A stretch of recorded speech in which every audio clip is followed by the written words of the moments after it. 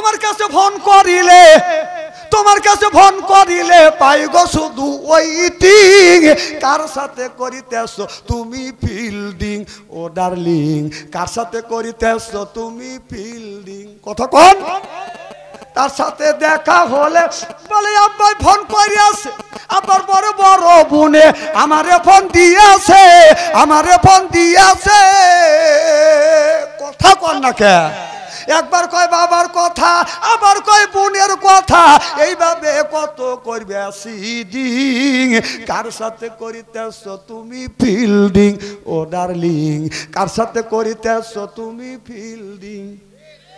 নামাজ সোজা দাঁড় দাঁড়ে না, মোবাইলে ব্যস্ত, স্বামী ফোন করিলে পারে, কথা কয় না সে তো, কথা কয় না সে তো।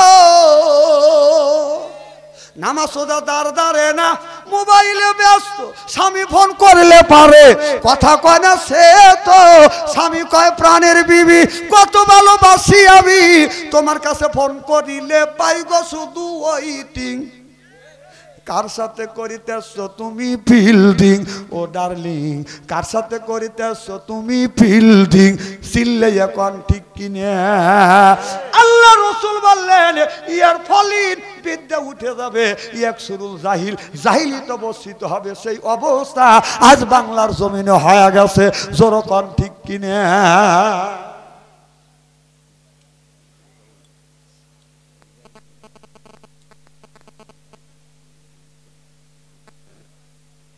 সব ওয়াজ করবো তো আজকে। শোনেন, ডাক্তার কিন্তু তার বউ ঘরে সিজার করায় না। কথা কন? ডাক্তার ডাক্তারের বউ কোনদিন সিজার করায় না। আর মোল্লা কোনদিন নিজের বাড়িতে মিলাদ পড়ায় না। পীর সাহেবের বউ কোনদিন পীর সাহেবের কাছে মুড়ি দোহায় না, জানে ওই শালা লুচ্চ। ফতুয়াকে দোবারো, ফতুয়া দেখলেন কি? জিকির করুন লা ইলাহা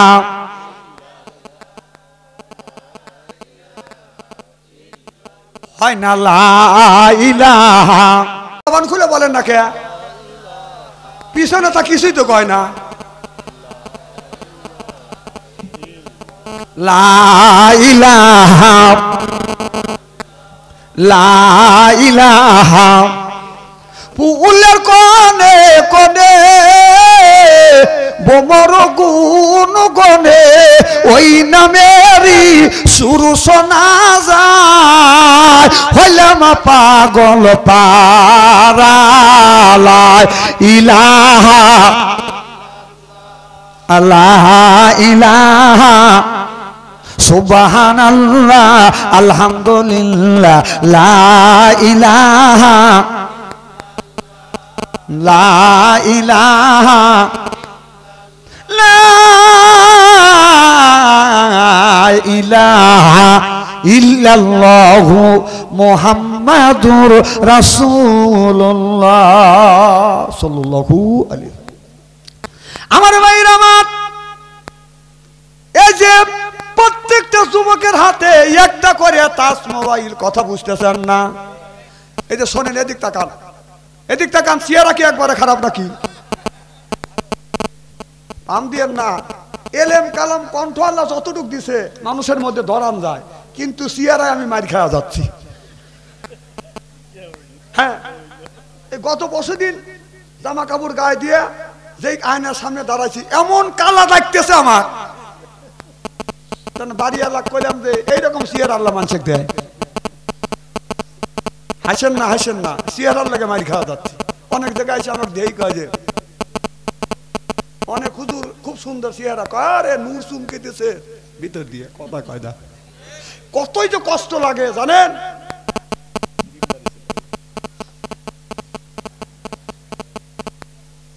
আমার কথা কি বুঝতেছেন?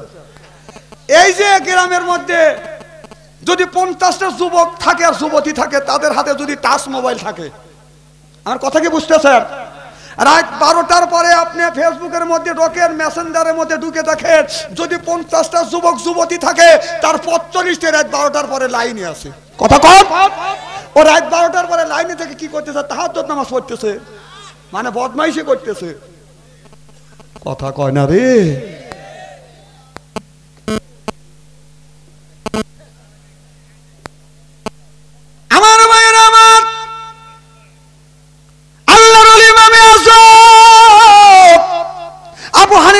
রহমাতুল্লাহ আলাইহির জামানায় আপনার আল্লাহর ওলি ইমামে আযম আবু হানিফা রহমাতুল্লাহ আলাইহির জামানায় একই দিনে দুইটা মেয়ে বাদান বিয়ে হয়েছে একই দিনে। এইরকম আছে না নাই? অনেক আমাদের এলাকায় একই দিনে দুই ভাইকে বিয়ে দেয়, একই দিনে দুই মেয়েকে বিয়ে দেয়, এরকম আছে না নাই? আমার ভাইয়েরা আমার, একজনের একই দিনে দুইটা মেয়ে বাদান বিয়ে হয়েছে, কথা বুঝতেছেন না? যখন মেয়েটাকে একই দিনে দুইটা মেয়ে যখন বাড়ি থেকে বের হয়ে যাবে, মার মাথাও ঠিক থাকে না, বাবার মাথাও ঠিক থাকে না, কান্নাকাটি শুরু হয়ে গেছে। বিয়ে পড়ানোর পরে যখন মেয়েটাকে বাদান তুলে দিতে গেছে, ভুল কমে বড় মেয়ে ছোট মেয়ের ঘরে বাদান চলে গেছে, ছোট মেয়ে বড় জামার ঘরের মধ্যে বাদান চলে গেছে। ওই মেয়েটা বাড়িতে নিয়ে গেছে, বাসর ঘর হয়ে গেছে। সকালবেলা বাবা মিয়ারা বাড়ি যা দেখে, বড় মিয়ার বাড়ি যা দেখে, বাদান বড় জামের বাড়ি মিয়ার বাড়ি যা দেখে, ওই বাড়িতে বড় মিয়া নাই, ওই ঘরে ঢুকছে ছোট মিয়া। লোকটা মাথায় হাত নিয়ে চিৎকার করে কান্দে, আল্লাহ আমার সর্বনাশ হয়ে গেল। ওই মিয়ার বাড়ি যা দেখে যে মিয়া বাদান ঘুরিয়ে গেছে, ছোট মিয়া বড় জামের ঘরে চলে গেছে, বড় মিয়া ছোট জামের ঘরে চলে গেছে। ওই লোকটা কাঁদতে কাঁদতে আল্লাহর ওলি ইমামে আজম আবু হানিফা রহমাতুল্লাহ আল্লাহর দরবারে গেলেন, হুজুর আমার সারে সর্বনাশ হয়ে গেছে, একই দিনে দুইটা মেয়ে বিয়ে দিছি, ভুল কমে মেয়েটাকে বাসর ঘরে তুলে দিতে গিয়ে ছোট বলক্রমে ছোট মিয়া বড় জামাইয়ের ঘরে চলে গেছে, বড় মিয়া ছোট জামাইয়ের ঘরে চলে গেছে। হুজুর বাসর ঘর হয়ে গেছে, সহবাস হয়ে গেছে, হুজুর এখন আমি কি করব? হুজুর আমার সারে সর্বনাশ হয়ে গেছে। আল্লাহর ওলি বলল, বাবা চিন্তা করো না, আজ ইসলামে সুন্দর ফয়সালা আছে, চিল্লাইয়া কোন মারহাবা। ওয়াজটা কি বলবো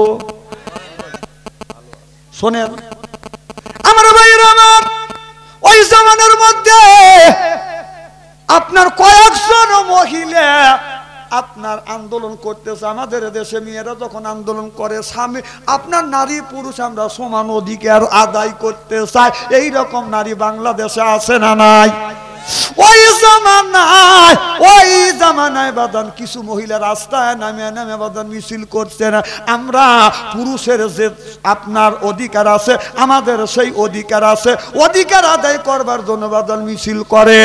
কয়েকজন মহিলা মনে মনে চিন্তা করতেছে, পুরুষ যদি 4টা বিয়ে করতে পারে, আমরা নারী হয়ে কেন 4টা বিয়ে করতে পারবো না? চলো যাই আল্লাহর ওলি ইমামে আজম আবু হানিফা রহমাতুল্লাহ আল্লাহর দরবারে যায়। 4 জন মহিলা যাইয়া আল্লাহর ওলি ইমামে আজম আবু হানিফা রহমাতুল্লাহ আল্লাহর কাছে যা বলে, হুজুর পুরুষ 4টা বিয়ে করতে পারে, আমরা নারীরা কেন পারবো না? হুজুর অনুমতি দেন, আজকে এই 4টা করবো, কি রাগ করছি?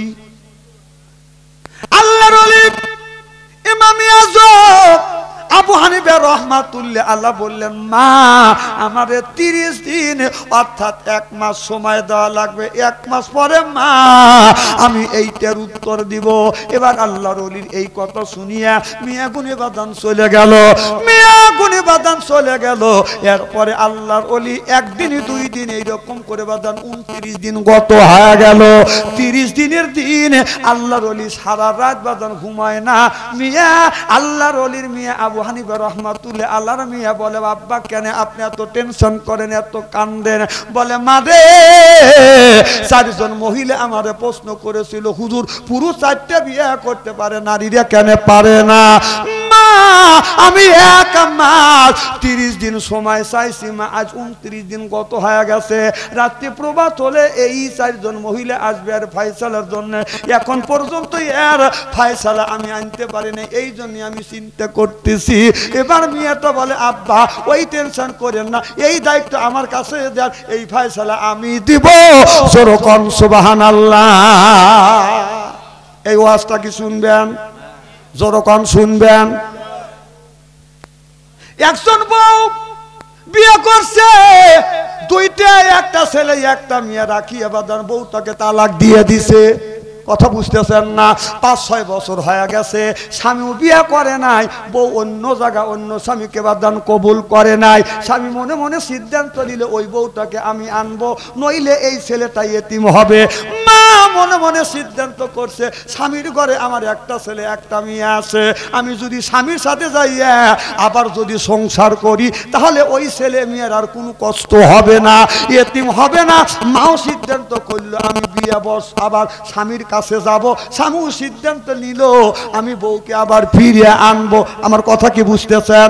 কিন্তু এলাকার মধ্যে আপনার কিছু কিছু আলেম বলতেছে না এই বিয়ে করা যাবে না, হিলা করা লাগবে, হিলা করা লাগবে, অন্য জায়গা বিয়ে দেওয়া লাগবে। অথচ হিলা বাজান হিলা করা কোরআনের মধ্যে নাই। সুবহানাল্লাহ বললেন না?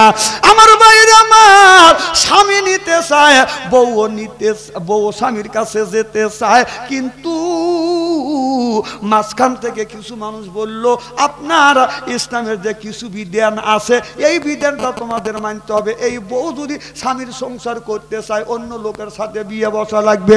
কথা বুঝতেছেন না? কিন্তু ইসলামের নিয়ম হলো ওই মেয়েটা অন্য স্বামী যদি কবুল করে, ওই স্বামী যদি মারা যায়, ওই স্বামীটা যদি সেই ইচ্ছা যদি তালাক দেয়, ঘুরে এই মেয়েটা আগের স্বামীর কাছে যাইতে পারবে। এইটা হলো হিলে ইসলামের বিধান। সুবহানাল্লাহ বললেন না? কিন্তু মেয়েটা অন্য জায়গা বিয়ে বসে নাই, স্বামীর বাড়ি যাইতে চায়। অন্য মাওলানারা বলে আপনার এই স্বামীর কাছে যাইবে চাইলে অন্য লোকের সাথে বিয়ে বসা লাগবে। মেয়েটা বলল অন্যায় করবে পুরুষ, আমি কেন তার শাস্তি খাটবো? ইসলাম মানে শান্তি, ইসলাম অশান্তির ধর্মের অশান্তি করবার জন্য আসে নাই। স্বামী আমারে তালাক দিছে, বিয়ে যদি বসা লাগে স্বামী বসুক, আমি বসবো না। কথা কয় না? কথা কয় না? না না, বউ তো স্বামী তালাক দেয় নাই, স্বামী বউ। কথা কয় না রে? আজকে আমার 12টা বাজে যাবিনি, আপনারা নিয়ত করে আইছেন যে হুজুরের কাছে দেহে ছেড়ে দেবো। আপনারা ঠিক আছেন তো? পিছনে নারাত তাকবীর। কথাই বলছেন না, আপনারা কেমন বেটা ছাড়া? হ্যাঁ না না, তাকবীর দেওয়া লাগবে না, পিছন থেকে কথাই বলতেছেন। কি যেন বলতেছিলাম? হ্যাঁ, হিলা করা। কিছু মোল্লা বলতেছে মেয়ে যদি স্বামীর ঘরে যাবে চায় অন্য পুরুষের সাথে বিয়ে বসা লাগবে। বউ বলতেছে ইসলাম মানে শান্তি। আর অন্যায় করছে আমার স্বামী, আমি তো অন্যায় করি নাই, স্বামী আমাকে তালাক দিছে, আবার স্বামী আমাকে নিতে চায়। আবার তোমরা বিয়ে বসার কথা বলো, বিয়ে যদি বসতে হয় স্বামী বসুক, আমি বসবো না। কথা কন? কারণ বউ তো স্বামী তালাক দেয় নাই, স্বামী বউ তালাক দিছে। তাহলে অন্যায় করলো স্বামী, তার শাস্তি সাজা খাড়া লাগবে স্বামী। বিয়ে যদি বসা লাগবে ওই বসুক, আমি বসবো না। কথা কয় না? কথা কয় না? এই ওয়াজটাকে শুনবেন আমার ভাইয়েরা, আমার ভালো করে লক্ষ্য করে শুনুন। ওই যে মেয়েটা, দুইটা মেয়ে একই দিনে বিয়ে দিছে, মনে আছে? একই দিনে বিয়ে দিছে। মেয়েটা বাসর ঘরে যাইতে বাদান আপনার ভুল হয়ে গেছে। ছোট মেয়ে বড় জামাইয়ের ঘরে চলে গেছে, বড় মেয়ে ছোট জামাইয়ের ঘরে চলে গেছে। আল্লাহর ওলির ইমামে আজম আবু হানিফা রাহমাতুল্লাহ আল্লাহর কাছে যা বলতেছে, বুড়ি মা আমার সারে সর্বনাশ। এবার বলতেছে হুজুর আমার সারে সর্বনাশ হইছে, একই দিনে বিয়ে দিছি, ভুল করে ছোট মেয়ে বড় জামাইয়ের ঘরে, বড় মেয়ে ছোট জামাইয়ের ঘরে। হুজুর আমি কি করব, আমার সারে সর্বনাশ হয়ে গেছে। আল্লাহর ওলি বলে বাবা চিন্তা করো না, ইসলামের সুন্দর বিধান আছে, চিল্লাইয়া কর মারহাবা। একজন লোক একটা বিয়ে করছে, ছেলে সন্তান হয় না। তখন আমার ভাইজানের নাম জানি কি, হ্যাঁ, আবু হাসান ভাইয়ের কাছে যা বলতেছে, ভাইজান আপনি এলাকার মানুষ দেখেন, আজ 7-8 বছর ধরে বিয়ে করছি, আল্লাহ বেটা বিধি দেয় না, কি করা যায়? ভাই বলল, সরল মানুষ বলতেছে, ভাই ইসলামে তো বিধান আছে। ইসলামে কি আছে? তার মানে কি বুঝাইল? আরাখান করোগা।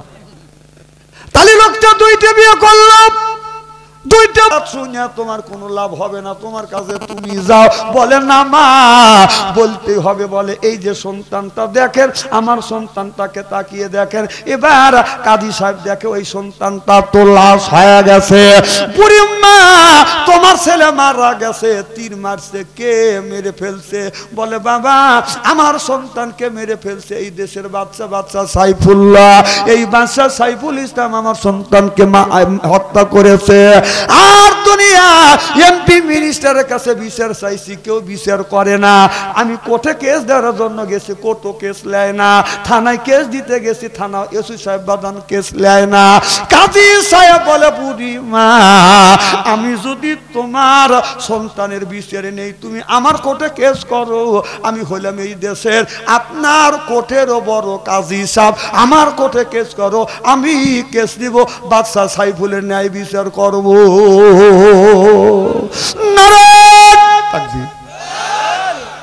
আমার ভাইয়ের আমার পুরে মা সন্তানকে নিয়ে গেলেন, কেস যখন করলেন, করবার পরে সন্তানটাকে বাদান আপনার দাফন কাপন করবার পরে এবার বাদশাহ সাইফুল্লাহর নামে বাদান এরকম করে বাদান একটা নোটিশ লিখলেন, কেস নোটিশ বাদান পাঠিয়ে দিলেন। বাদশাহ সাইফুল্লাহ, আপনি একটা সন্তানকে তীর নিক্ষেপ করে দুনিয়ার থেকে বিদায় করে দিয়েছেন। শনিবার দিন 10টার সময় কোর্টে আপনার হাজিরা দিতে হবে। এই চিঠি, এই কেস ফাইল বাদান চলে গেল, আপনার কেসের চিঠি চলে গেল বাদশাহ সাইফুল্লাহর কাছে। বাদশাহ সাইফুল্লাহ কেস পাইয়া মুস্কি মুস্কি হাসতেছে, বলে হ্যাঁ, এই জমিনে এখনো আল্লাহর একটা বান্দা আছে। আমার ভাইরা আমার, এখন খালি খালি বিচার হয় না, আপনার বাদীর পক্ষে বাদান উকিল, জজ, উকিল আর ব্যারিস্টার আছে, আর আপনার বিবাদীর পক্ষে বাদান উকিল ব্যারিস্টার আছে। এখন বাদশাহ সাইফুল্লাহর ওইখানে বাদান আপনার যারা উকিল হবে, ব্যারিস্টার হবে, তারা বাদান আপনার পড়া 20 জনের মতো সাইন করলো, আমরা বাদশাহ সাইফুল্লাহর পক্ষে কথা বলবো। কিন্তু বুড়ি মার পক্ষে কথা বলবার মতো বাদান একটা উকিলও দাঁড়ায় না। আমার ভাইয়ের আমার, ওই এলাকার ওই বুড়ি মা বসে বসে যখন কাঁদতেছে, কেউ তার পক্ষে বাদান আপনার ওকালতি করবে না। ওই বাদান আপনার কোঠের বাদান একটা মসজিদের ইমাম আছে, তার নাম হলো জাহিদ। এই জাহিদই বলতেছে, বুড়ি মা কেন কান্দো? বলে বাবা, আমার সন্তানকে হত্যা করেছে বাদশাহ সাইফুল্লাহ, আমি কেস করেছি, তার আজকে মামলা তারিখ সকাল 10টায়, এখন 9:30 বাজে, এখন আমার পক্ষে কোনো উকিল আনতে পারি নাই, আপনার বাচ্চার পক্ষে সব উকিল হয়ে গেছে। বলে বুড়ি মা চিন্তা করে না, আমি শুধু হুজুর না, আমি এই আইন বিভাগে পড়াশোনা করছি। বুড়ি মা, আমি সাইন দিলাম তোমার পক্ষে, আমি উকিল হয়া আমি কোর্টে দাঁড়াবো। চিল্লে এখন মারহাবা। আমার ভাইয়ের আমার, 10টা যখন বেজে গেল, বাদশাহ সাইফুল্লাহকে কাঠ করা দাঁড় করানো হলো বাদান। তার পক্ষে অনেক জজ ব্যারিস্টার বাদান দাঁড়িয়ে গেলেন। এরপরে আপনার হযরতে জাহিদ মসজিদের ইমাম বাদান ওই বুড়িমার পক্ষে বাদান দাঁড়াইলেন। এবার কাজী সাহেব লক্ষ্য করে দেখে, আপনার বাদশাহ সাইফুল ইসলাম যখন আপনার ওই কোঠে দাঁড়াইছে, আপনার একটা তীর আর ধনুক সাথে করে নিয়ে আসছে। কথা বুঝতেছেন না? কারণ বাদশা মানুষ, কিছু বললেই ফুটুস, কত ক্ষমতা আছে। তীর ধনুক নিয়ে দাঁড়াইছে। সব জজ ব্যারিস্টার ভয় পাওয়া গেছে, বাদশার বিপক্ষে রায় দিয়ে গেলে তাকে হত্যা করবে। কথা বুঝতেছেন না? এবার কাজী সাহেব বাদশাকে জিজ্ঞেস করলেন, বাদশাহ, এই বুড়িমা আপনারা নামে মামলা দায়ের করছে, আসলে কি বুড়িমার সন্তানটাকে আপনি হত্যা করছেন? আপনাদের খারাপ লাগতেছে? শোনেন, ইদানিং কিন্তু আমার একটা বদনাম হয়ে গেছে, বলবো কি? আমার মাহফিলে আইসা যারা জমে, তারা কিন্তু বেশি দিন বাঁচে না। জমেন যাই করেন, হিসাব নিকেশ করে শুনবে। হ্যাঁ, মুসাফের মাথার উপরে এই দোষ চাপা দিবেন, আর বাচ্চার মাথার উপরে চাপাবেন যে বেচারা আসছিল, তার মাহফিলে যার লোকটা বইছিল আর লোকটা মারা গেছে, এই দোষ কিন্তু কমিটির উপরে চাপা পেতে পারবেন না। জমেন আর যাই করেন, হিসেব করে জুমবেন তে মরবেন।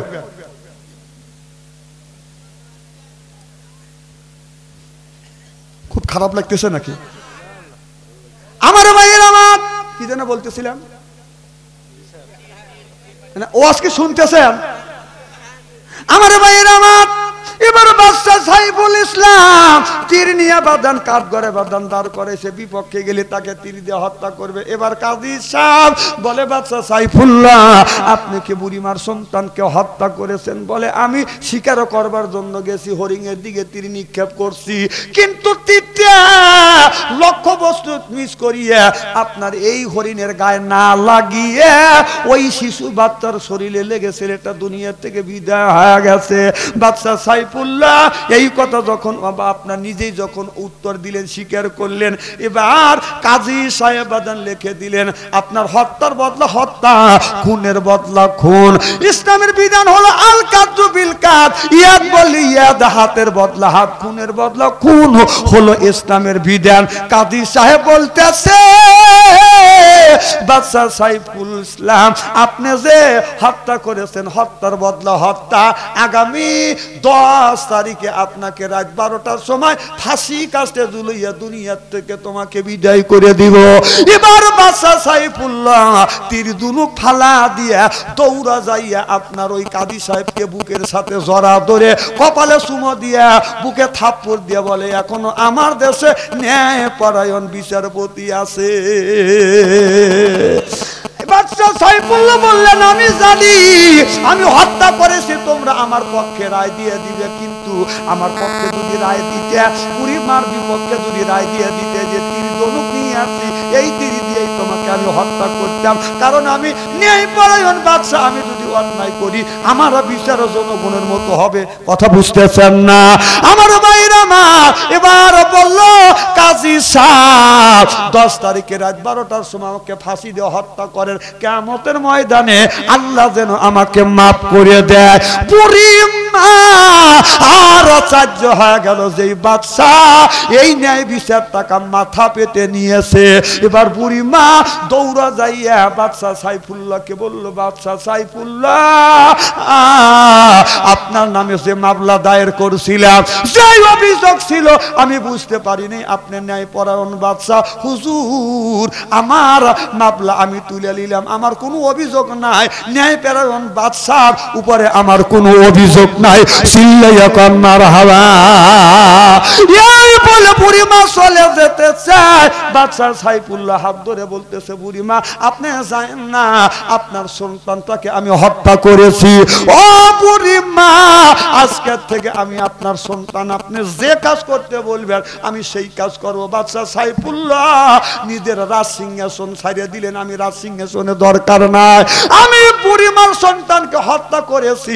এই সন্তান যেইভাবে মার খেদমত করেছে, মার দাসত্ব করছে, আমি বাকি জীবনটা বুড়িমার দাসত্ব করে জীবনটা কাটিয়ে দিব। এবার বুড়িমা বলতেছে বাবা আল্লাহর রাস্তায় মাফ করেছি, আর তোমার আমার বাড়িতে যাইতে হবে না, কাজকর্ম করা লাগবে না, আমি অন্তর থেকে মাফ করে দিছি। এবার বলে বুড়িমা মাফ যদি আপনি করে দিয়েই থাকেন তাহলে আপনি আমার বাড়িতে থাকবেন চিরকাল, আপনি আমার মাথার মুকুট হয়ে থাকবেন। সিল্লাইয়া কন্নার হাওয়া নারায়ে তাকবীর, আল কোরআনের আলো, নারায়ে তাকবীর। এইটি হলো ন্যায়পরায়ণ বাদশা, তারা সর্বপ্রথম ন্যায়পরায়ণ বাদশা আল্লাহর আরশে আজিমের নিচে স্থান পাবে। সুবহানাল্লাহ, এটা জোরে কর। 2 নাম্বার বলবো কি ভাই? 2 নাম্বার স্থান পাবে সেই যুবক আর যুবতীরা যারা হাতের দ্বারায়, আপনার হাতের দ্বারা ইসলামের ক্ষতি হয় নাই, চোখের দ্বারা ইসলামের ক্ষতি হয় নাই, যারা রাতের বেলা রাজ্যকে তাহাজ্জুদ নামাজ বাজান পড়ে। সুবহানাল্লাহ বললেন না? আর আমাদের দেশের যুবকেরা তাহাজ্জুদ নামাজ পড়বে কেমনে? কারণ আল্লাহ নবী বলেছে এই ইসলাম প্রতিষ্ঠিত হয়েছে যুবকদের বুকের তাজা রক্ত দিয়ে, বুড়াগারের দ্বারা ইসলাম প্রতিষ্ঠিত হয় নাই। সুবহানাল্লাহ। এই যুবক সর্বপ্রথম ইসলাম কবুল করেছে হযরত আলী 8 বছর বয়সে ইসলাম কবুল করেছে। আপনার 24 বছর বয়সে হযরত ওমর রাদিয়াল্লাহু তাআলা আনহু বাদান ইসলাম কবুল করেছে। হযরতে আপনার আবু বকর সিদ্দিক 33 বছরে বাদান ইসলাম কবুল করেছে। সব যুবক বাদান একজনের বয়স বেশি, খালি আবু বকর সিদ্দিকের বয়স বেশি। আর সব যুবকেরা বাদান বুকের তাজা রক্ত বুলঙ্কিত করে দিয়ে ইসলাম প্রতিষ্ঠিত করেছে। সিল্লাইয়া কন্নার হাওয়া। এ যুবক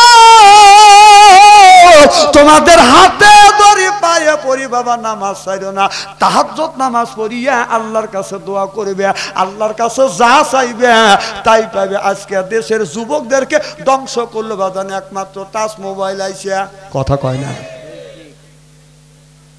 এই যে 8 বছর বয়সে একটা ছেলে, যার আমলনামায় আল্লাহ পাপ লেখে নাই। আল্লাহ বলতেছে কোরআনের মধ্যে, ইয়া আইয়ুহাল্লাযিনা আমানু, ওহে ঈমানের বিশ্বাসীরা, কু আনফুসিকুম, নিজে বাঁচো, ওয়া আহলিকুম নারা, তোমার আহল পরিবারকে বাঁচাও। সুবহানাল্লাহ কোন? এ কথা কার? আল্লাহ। আর এই 8 বছরের ছেলের আমলনামায় আল্লাহ পাপ লেখে নাই, মা বাপ বাধ্য করতেছে এই ছেলেকে পাপ করানোর জন্য।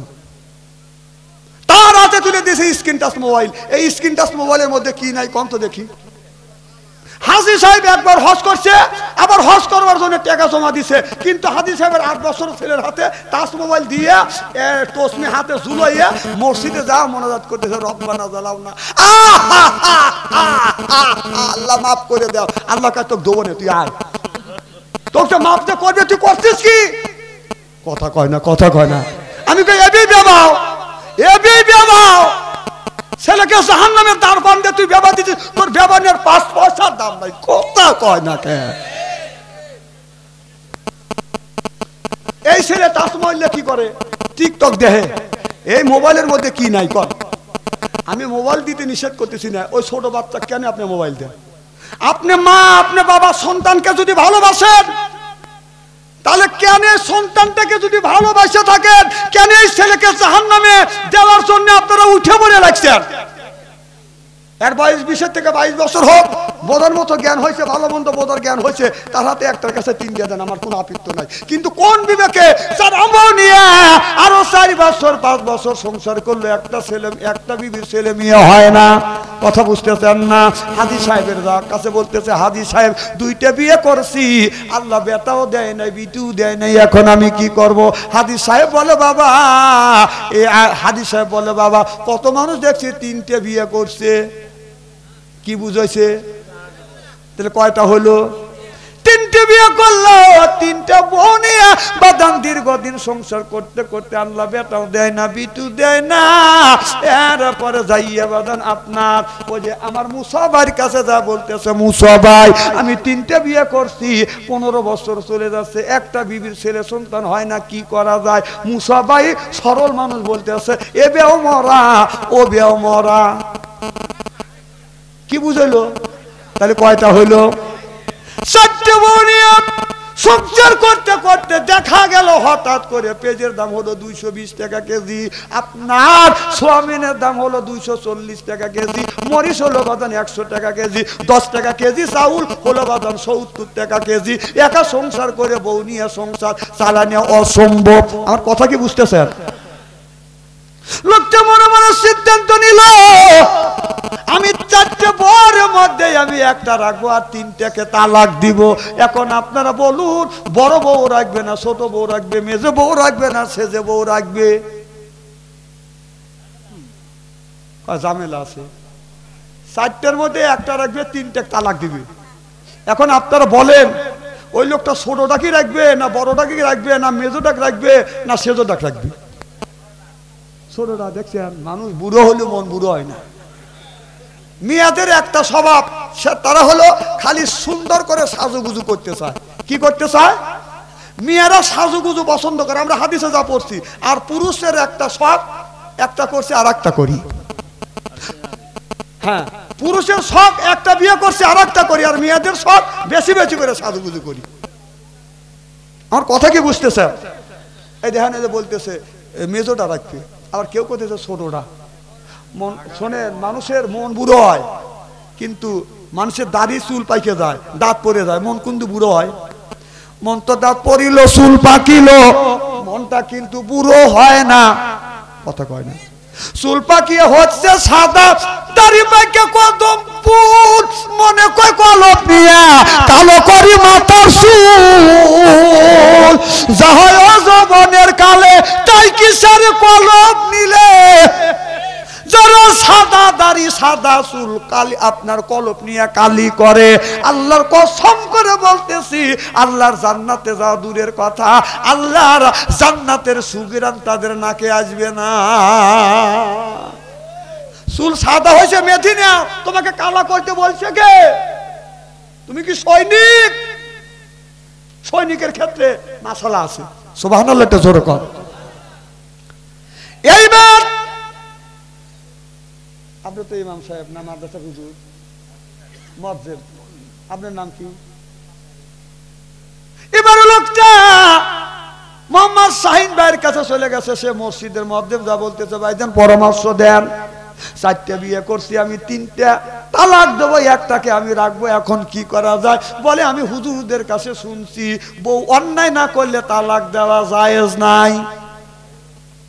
আর কথা কি বুঝতেছেন? লোকটা ধর্মে দেখে ধর্মভীরু, লোকটা ইসলামকে খুব ভালোবাসে। লোকটা মনে মনে চিন্তা করতেছে, হুজুর দিদা বলছে এটাও ঠিক, অন্যায় তো আমার বউ করে নাই। আমি যদি মাঠে যখন যাইতাম, এক বউ আইসা আমার সালাম দিত, আর এক বউ আসিয়া আমার হাত পারে ধরত, আর এক বউ গোসলের পানি তুলে দিত, আর এক বউ যাইয়া আমাকে গোসল করা দিত, আর এক বউ বাতাস দিত। সুবহানাল্লাহ বললেন না? তাহলে বউকে তালাক দেওয়া যাবে না। হযরতে আলী রাদিয়াল্লাহু তাআলা আনহু যখন বাহির থেকে বাড়িতে আসছে, বিবি ফাতেমার ঘরের দরজায় নক করছে, ফাতেমা বলে ডাক দিছে, একটা ডাক দিছে, অমনি দরজা খুলে দিছে। সুবহানাল্লাহ বললেন না? আলী বললেন, যতদিন যতবার আমি আমার বিবি ফাতেমার ঘরের দরজার পাশে দাঁড়াইছি, একটা ডাকের বেশি 2টা ডাক দিতে হয় না। আর আজ আমার ফাতেমা আছে, দেখেন গা, এই যে মাহফিলে আছি, দেখেন গা, টান টান হওয়া শুয়ে রয়েছে, সব বোন এসে ফাঁকে গেছে না বাচ্চি। তাহলে হ্যাঁ ফাতেমা, আমাদেরও ফাতেমা, আমাদের ফাতেমার ঘরের দরজার পাশে রাত 12টার পরে যায়, যদি ডাক দেওয়া যায়, ফাতেমা, কোনো খবর নাই, ও ফাতেমা, কোনো শব্দ নাই, ও ফাতেমা, ফাতেমা উত্তর দেয়, তাহলে সেও ফাতেমা, এও ফাতেমা। হযরতে আলী গভীর রাত, গভীর রজনীতে মা ফাতেমার ঘরে দরজার পাশে দাঁড়াইছে রাত 12টার পর। দাঁড়াইয়া লক্ষ্য করে দেখে মা ফাতেমা ঘরের মধ্যে থেকে বাদান গুন গুন গুন গুন শব্দ আসছে। হযরত আলী মনে মনে চিন্তা করতেছে, আর রাত বাজে 12টা, আর আমার বিবি ফাতেমার ঘরের মধ্যে থেকে গুন গুন শব্দ শোনা যায়, কার সাথে বিবি কথা কয়? কারণ আপনি যদি নাটোর শহর থেকে আসিয়া রাত 12টার সময় বিবির ঘরে দরজার পাশে যদি দাঁড়ায়, ফিস ফিস যদি শব্দ শুনি, মনের মধ্যে সন্ধি ঢোকে, কারণ যুগ জামানা ভালো না, মোবাইলের যুগ, না জানি হে কথা কন না কে? এই যে মোবাইল ফোন আইসা দেশে ইজ্জত মাইরেছে, মোবাইল ফোন আইসা দেশে ইজ্জত মাইরেছে, ছোট বড় সবার কাছে একটি করে রয়াছে। কথা কন? 12 বছরিয়া এক ছেলের কাছে মোবাইল ফোন হাতে হাতে, কানের কাছে ফোন লইয়া ভাই প্রেমের আলাপ করিতে আছে। 12 বছরে এক মেয়ের কাছে মোবাইল ফোন হাতে হাতে, কানের কাছে ফোন লইয়া ভাই প্রেমের আলাপ করিতে আছে। কতক্ষণ শোনেন, যত গল্প হয় স্টলে, আজকে এই জায়গায় মাহফিল হবে, সকালবেলা স্টলে টলে তাফসীর হবে, বাম হাত দিয়ে সিগারেট খাবে, ডান হাত দিয়ে সিগারেট খাবে, বাম হাত দিয়ে চা খা, বলবে এ কত হুজুর দেখলাম রে। না না, কথা কেন অবাস্তব বলতেছি? দেখেন আগামীকালকে তাফসীর হবে না সকালবেলা স্টলে টলে, এই হুজুর ওই করলো, ওই হুজুর ওই করলো, তাফসীর ওখানে হয়ে যাবে না। যত কথা হয় স্টলে। তো একজনের মেয়ে রাজশাহী ভার্সিটির পরে, উনি স্টলে যা গল্প করতেছে, মেয়ে একখান জন্ম দিছি, আমার মেয়ে রাজশাহী ভার্সিটির পরে, ওই জায়গায় ছেলের বাবা ছিল, ছেলের বাবা বলতেছে তোমার মেয়ে রাজশাহী ভার্সিটির পরে এই গল্প কি স্টলে এসে করা লাগবে নাকি? ব্যাকুল, আমার ছেলেও রাজশাহী ভার্সিটির পরে, আমি তো গল্প করি না, ছেলের বাবার গল্প হচ্ছে না, কথা কয় না, গল্প হচ্ছে। তো মিয়ার বাবা চিন্তা করতে, বেটা গল্প করে আমাকে ধমকায়। তো মিয়ার বাবা উপরে থাকার জন্য চেষ্টা করতেছে। শোনেন, 2, 4, 5 গ্রামের মধ্যে অনেকেরই মেয়ে আছে, অনেকেরই আছে, সবাই কিন্তু রাজশাহী ভার্সিটি পড়াইতে পারে না, ঠেলা আছে। আমার মেয়ে রাজশাহী ভার্সিটি পড়ে, মাসে লাগে 10,000 টাকা। টাকা লাগে, টাকা লাগে। তখন ছেলের বাবা বলতেছে এই গল্প কি স্টলে আসা করা লাগবে নাকি? ব্যাখ্যা আমার ছেলে ওই ভার্সিটি পড়ে, মাসে লাগে 20,000 টাকা। তোর মেয়ের লাগে 10,000, আমার ছেলের লাগে 20,000। তো ছেলের বাবা মেয়ের বাবা চিন্তা করে বেটা দমকায় আমাকে গালি দেয়। মেয়ের বাবা উপরে থাকার জন্য বলতে, শোন তোর ছেলে যে ক্লাসে যে ভার্সিটি, আমার মেয়ে সেই ক্লাসে সেই ভার্সিটি, তো আমার মেয়ের লাগে মাসে 10,000 টাকা, আর তোর ছেলের মাসে লাগে 20,000 টাকা। গাল গপ্পর জায়গা পাও না, গাল গপ্প কম করে করিস। ছেলের বাবা বলতেছে তোর মেয়ের মাসে 10,000 টাকাই লাগবে, আর আমার ছেলের মাসে 20,000 টাকা লাগে। তখন মেয়ের বাবা বলতেছে কারণ কি? কারণ হলো এই, তোর মেয়ে মিস কল করে, আমার ছেলে ব্যাক করে, ব্যাক করে।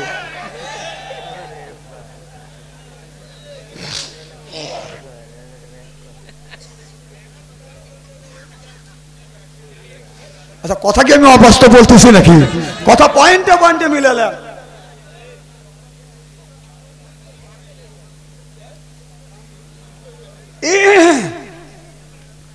আমার ভাইয়ের আমার, এবার ওই লোকটা এই যে মুয়াজ্জিম সাহেব বলছে বিনে অন্যায়তে বউকে তালাক দেওয়া যায় না, মনে আছে? কথা কেন মনে আছে? ওই যে মিয়া ছোট মিয়া বড় জামের ঘরে, বড় মিয়া ছোট জামের ঘরে, এটা কি মনে আছে? ওয়াজ করবো আজকে, 80 বছর মনে। আরে একটাই কি আর 12টাই কি? কি কন কথা কন না কে? আপনারা আসেন তো ইনশাআল্লাহ। আচ্ছা, কেবল ওয়াজ শুরু করতেছি, আপনি শুয়ে পড়ছেন, আপনি আজকের ওয়াজ শোয়া ভালাইছেন। আচ্ছা, আমি একটা হক কথা বলি, উনি করে রাগ করবিনি। এই যে মাহফিলে বছরান্তরে একটা দিন মাহফিলি হয় এখানে, তাই না? কথা কয় না। একদিন নেই 2 ঘন্টা বসে থাকবেন, 2.5 ঘন্টা বসে থাকবেন। এই যে বাংলাদেশের কিছু হয়েছে কি জানি বলতেছিলাম, এই যে বাংলাদেশের কিছু কিছু বুড়ো হাইরে পাশির পাশি ছেলে চাকরি পাইছে অথবা বিদেশ গেছে, ও কাজ থেকে অবসর পাইছে, নামাজ তো পড়েই না, 4টে জামাত হয়, ও 3:30টায় বাড়ি থেকে আপনার মাফলার গলায় দিয়ে টর্চ লাইট হাতে নিয়ে ওই যে স্টলে যা বসে, প্রত্যেকটা স্টলে সিডিয়া টিভি আছে না নাই? কি কেন আছে না নাই? ওই বুড়ো ওই যে বসা বসলো, এক বসায় 8 কাপ চা খায়, সাবিব খানার সাপনুরের ছবি দেখে। কথা কয় না, কথা কয় না। যুবকেরা যদি চা খাবে যায়, ওই বুড়ো গাড়ে অত্যাচারে ওই যুবকেরা দাঁড়াই না ওখানে। না তুই চা খাবি, 5 মিনিটের মধ্যে খাওয়া চলে আয়, তুই সেই 3:30টায় যা বসলি, আসর পড়লি না, মাগরিব পড়ে না, এসা পড়ে না, 5 ওয়াক্ত নামাজ পড়ে না, রাত 11টা পর্যন্ত সাবিব খানার সাপনুরের ছবি দেখে। একটু জমেও না। স্টলওয়ালা কাছে যাও, আমি দোকান বন্ধ করবো, না এই পর্বটা দিয়ে হেলি। ও সারাদিন শ্রম দিছে, স্টলওয়ালা স্টল বন্ধ করছে, কারণ বুড়া দুলটি দুলটি যাইতেছে, ডোলো কাছে আসা, তুই আমার মনের আশাটা পুরো করলি না, এই পর্ব দেখতে দিলি না।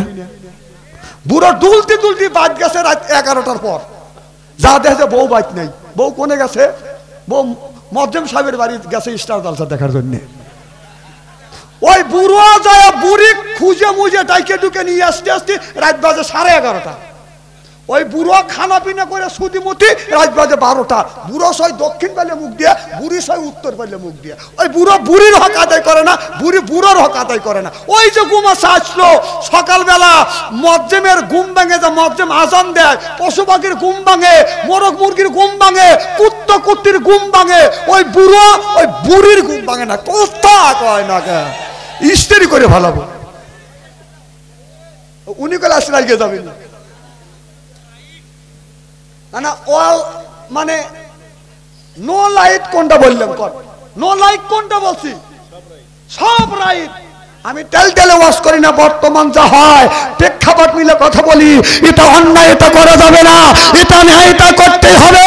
ন্যায়ের পক্ষে কথা বলতে গেলে জেল খাটার দরকার হলে জেল খাটবো, জরিমানা দেওয়ার দরকার হলে জরিমানা দেবো, প্রয়োজন হলে ফাঁসির মঞ্চে উঠবো, বাতিলের সাথে অবস্থায়।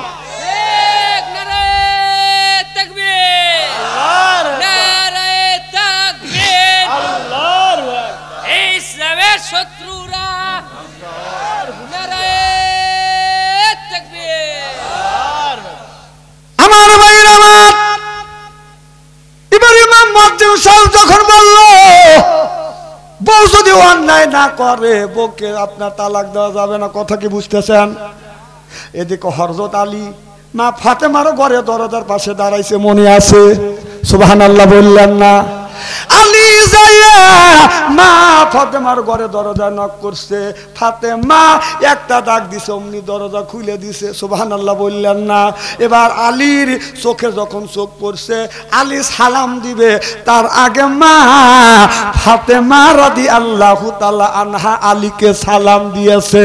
আল্লাহ নবী বলেছে, স্বামী যদি বিবিকে সালাম দেয়, বিবি যদি স্বামীকে সালাম দেয়, স্বামী স্ত্রীর ভিতরে মহব্বত পয়দা করে দেয় কে? আমাদের বিবি সালাম দেয়? জোরে কোন, জোরে বলুন। এত মানুষের মধ্যে নানা বলতেছেন, আজকে বাড়ির যাই না, খবর আছে। মা বোনেরা কে আজকে মাহফিলে আসছে? কি কেন আসছে? মা বোনেরা বলবেন, এত আমি সালাম দেই না দেই, এত মানুষের মধ্যে তোর বলা লাগবে কে? আচ্ছা, বৌমান সালাম দিলই না, আমরা কি বিবিদের সালাম দেই? জোরে কোন। তাহলে জৈসে কে তেইশে মেলে, রাজকে মেলে রানী, বুধকে বুহিতে নি মেলে, খাপসাতে খাপসানি রে, খাপসাতে খাপসানি। জোরে কোন ঠিক কিনে? আজকে আখিরি মোনাজাত করিয়া বাড়িতে যা বিবিকে সালাম দেবো, বলেন ইনশাআল্লাহ বলে না, আখিরে মোনাজাত করে বাড়িতে যা বিবিকে সালাম দিবেন, বলবেন আসসালামু আলাইকুম। ও আমার বিবি, আমার সালাম। বিবি লাখে কাবুললে হাসবে আর বলবে ডং করা জায়গা পাইতেছে না, না অসগবি সালাম দিলে হাসবে না? না না, আমরা বউকে সালাম দেই না, কারণ রাসূল বলেছে আসসালামুল কাবলাল কালাম, আগে সালাম তারপরে হলো কালাম। আমরা বউকে সালাম দেই না। আমরা ইহুদিদের স্বভাব, আমাদের বাড়িতে আসছে আমরা বলি তা তা। কতক্ষণ বাবা যখন কাজে যায়, আমাদের দেশে কিছু কিছু শিক্ষিত লোক আর মূর্খ লোকের অবস্থা দেখেন।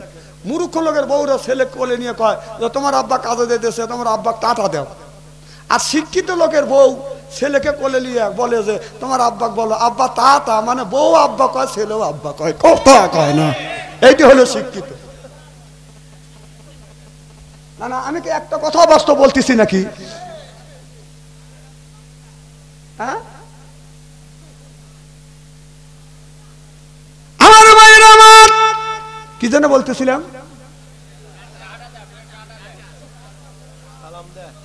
হযরত আলী বললেন বিবি রে, রাত 12টার পরে আসলাম আমি, আসে তোমার ঘরে দরজার পাশে দাঁড়াইলাম রে বিবি। এ বিবি, তোমার ঘরে দরজার পাশে দাঁড়াইলাম, তুমি কার সাথে গল্প করলে? মা ফাতেমা বলতেছে বিবি রে, 3-4 লোক চা খাবার দিতেছে, ওদের লেগে ভয় খায় না, আবার আসবে। হ্যাঁ করবো, ওনারা চা খায় আবার আসবে, অত শোনার অত ঠেকা পড়ে নাই। সবার দিছে থেকে দিন একটু বসে রয়েছে, এখন হাত পা লেগে গেছে, চা বিড়ি খাইছে, ওনারা আবার বসবে ইনশাল্লাহ।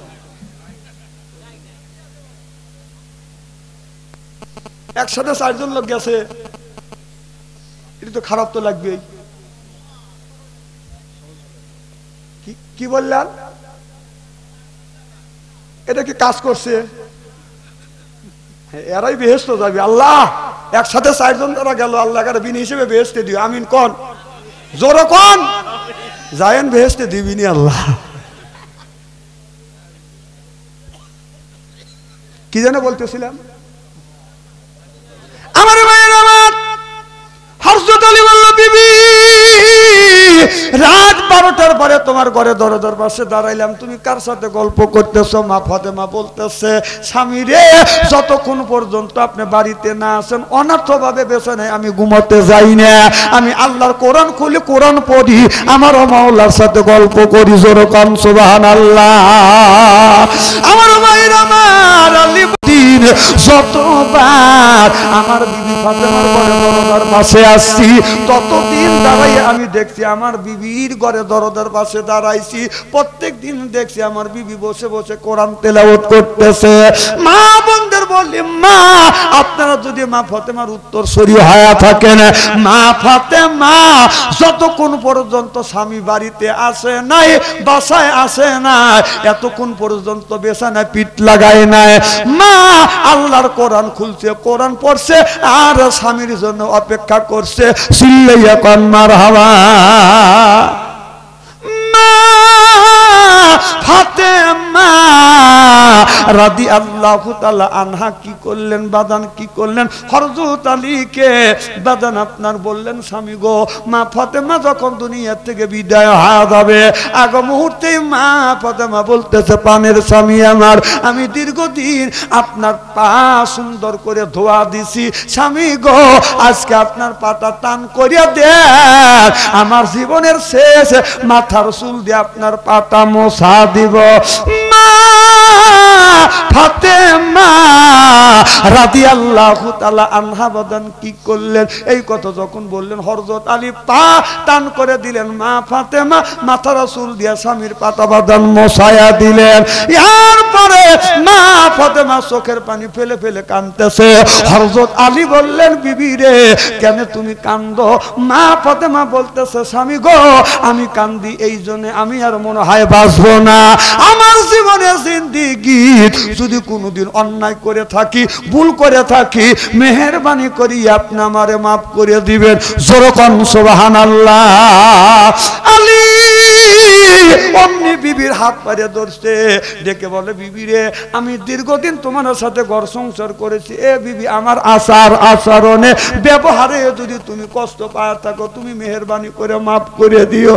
মা ফাতেমা বলে, স্বামী রে আমি যদি মরিয়া যাই, আমি যদি মারা যায়, আমাকে গোসল দিতে হবে না, আমি নিজেই গোসল দেব। এরপরে আমি মারা গেলে আপনি আমার কবরটা লাশ ফিনিশিং দিবে, আর রাতের বেলা জানাজা করবে, বেশি মানুষ যেন আমার জানাজার নামাজে শরীক না হয়। ও স্বামী, অন্য মানুষ যেন আমাকে কবরে না নামায়, আপনি নিজেই কবরে নামাইবেন। এরপরে মানুষের কবর থাকবে একটু উঁচা,